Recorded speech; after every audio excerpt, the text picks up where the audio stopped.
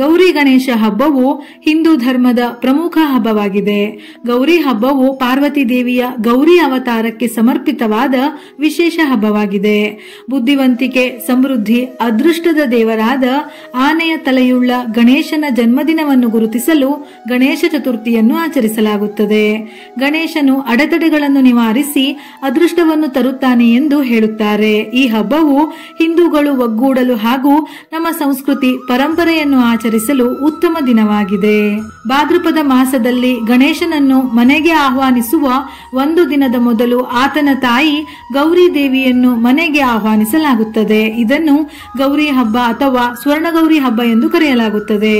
ಪಾರ್ವತಿ ದೇವಿಯು ಕಠಿಣ ತಪಸ್ಸು ಮಾಡುವ ಮೂಲಕ ಶಿವನನ್ನು ಮನವೊಲಿಸಿದಳು. ನಂತರ ಗೌರಿ ಹಬ್ಬ ದಿನದಂದು ತನ್ನನ್ನು ನಿಮ್ಮ ಪತ್ನಿಯಾಗಿ ಸ್ವೀಕರಿಸಬೇಕೆನ್ನುವ ವರವನ್ನು ಶಿವನಿಂದ ಪಡೆದುಕೊಂಡಳು. ಅದಕ್ಕಾಗಿಯೇ ಈ ದಿನ ಉಪವಾಸ ವ್ರತವನ್ನು ಆಚರಿಸಲಾಗುತ್ತದೆ ಎಂದು ಪುರಾಣದ ಕಥೆಗಳಲ್ಲಿ ಉಲ್ಲೇಖಿಸಲಾಗಿದೆ.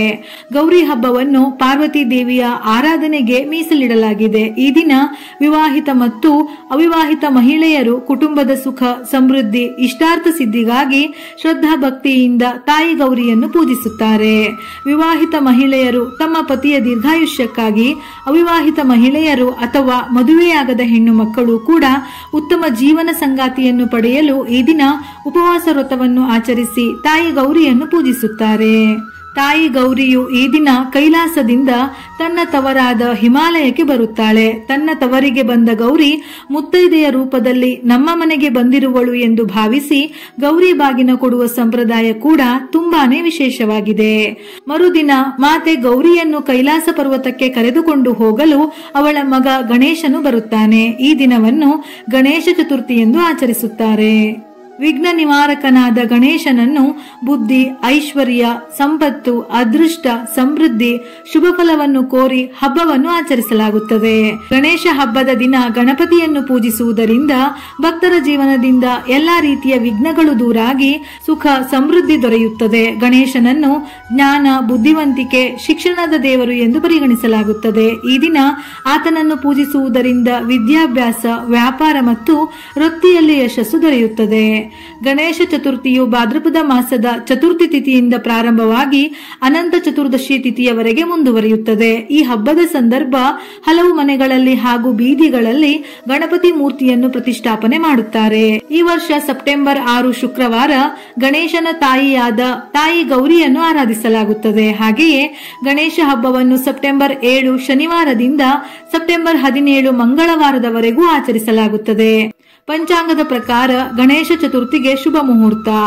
ಗಣೇಶ ಚತುರ್ಥಿ 2024ರ ಮಂಗಳಕರ ಸಮಯ. ಚತುರ್ಥಿ ತಿಥಿ ಸಮಯ ಸೆಪ್ಟೆಂಬರ್ 6 ಶುಕ್ರವಾರ ಮಧ್ಯಾಹ್ನ 3:01 ಪ್ರಾರಂಭವಾಗಿ ಸೆಪ್ಟೆಂಬರ್ 7 ಶನಿವಾರ ಸಂಜೆ 5:37 ಮುಕ್ತಾಯವಾಗುತ್ತದೆ. ನಿಷೇಧಿತ ಚಂದ್ರನ ವೀಕ್ಷಣೆಯ ಸಮಯ ಬೆಳಗ್ಗೆ 9:30 ರಾತ್ರಿ 8:45. ಅವಧಿ 11:15. ಗಣೇಶ ಪೂಜೆಯ ಮುಹೂರ್ತ ಬೆಳಿಗ್ಗೆ 11:03 ಮಧ್ಯಾಹ್ನ 1:34. ಅವಧಿ 2:31. ಸೆಪ್ಟೆಂಬರ್ 6ರಂದು ಸಂಜೆ 6 ಗಂಟೆಯಿಂದ ಸೆಪ್ಟೆಂಬರ್ 7ರ ಮಧ್ಯಾಹ್ನದವರೆಗೂ ಮೂರ್ತಿಯನ್ನು ತಂದು ಪ್ರತಿಷ್ಠಾಪಿಸಬಹುದು. ಗಣೇಶ ಚತುರ್ಥಿಯ ಮಹತ್ವ. ಭಾದ್ರಪದ ಮಾಸದಲ್ಲಿ ಬರುವ ಗಣೇಶ ಚತುರ್ಥಿಗೆ ವಿಶೇಷ ಮಹತ್ವವಿದೆ ಎಂದು ಪುರಾಣ ಗ್ರಂಥಗಳಲ್ಲಿ ಉಲ್ಲೇಖಿಸಲಾಗಿದೆ. ಪುರಾಣಗಳ ಪ್ರಕಾರ ಇದು ಗಣೇಶನು ಜನಿಸಿದ ದಿನ. ಗಣಪತಿಯ ಜನ್ಮದಿನವನ್ನು ಆಚರಿಸುವ ಜನರು ತಮ್ಮ ಮನೆಗಳಲ್ಲಿ ಗಣೇಶನ ಮೂರ್ತಿಯನ್ನು ಪ್ರತಿಷ್ಠಾಪಿಸಿ 10 ದಿನಗಳ ಕಾಲ ವಿಜೃಂಭಣೆಯಿಂದ ಪೂಜಿಸುತ್ತಾರೆ. ಗಣಪತಿಯನ್ನು ಪ್ರಥಮ ಪೂಜಿತ ಎಂದು ಹೇಳುತ್ತಾರೆ. ನಾವು ಯಾವುದೇ ಕಾರ್ಯ ಮಾಡುವ ಮುನ್ನ ಗಣಪತಿಯನ್ನು ಪೂಜಿಸುವುದರಿಂದ ಮಾಡುವ ಕೆಲಸಗಳಿಗೆ ವಿಘ್ನ ಎದುರಾಗುವುದಿಲ್ಲ ಎಂಬ ನಂಬಿಕೆ ಇದೆ. ಹಾಗಾಗಿ ಆತನನ್ನು ವಿಘ್ನ ನಿವಾರಕ ಎಂದು ಕರೆಯುತ್ತಾರೆ. ಯಾವುದೇ ಪೂಜೆ ಕಾರ್ಯಕ್ರಮ ಆರಂಭವಾದಾಗ ಮೊದಲು ಪೂಜೆ ಸ್ವೀಕರಿಸುವುದು ಗಣೇಶನಿಗೆ.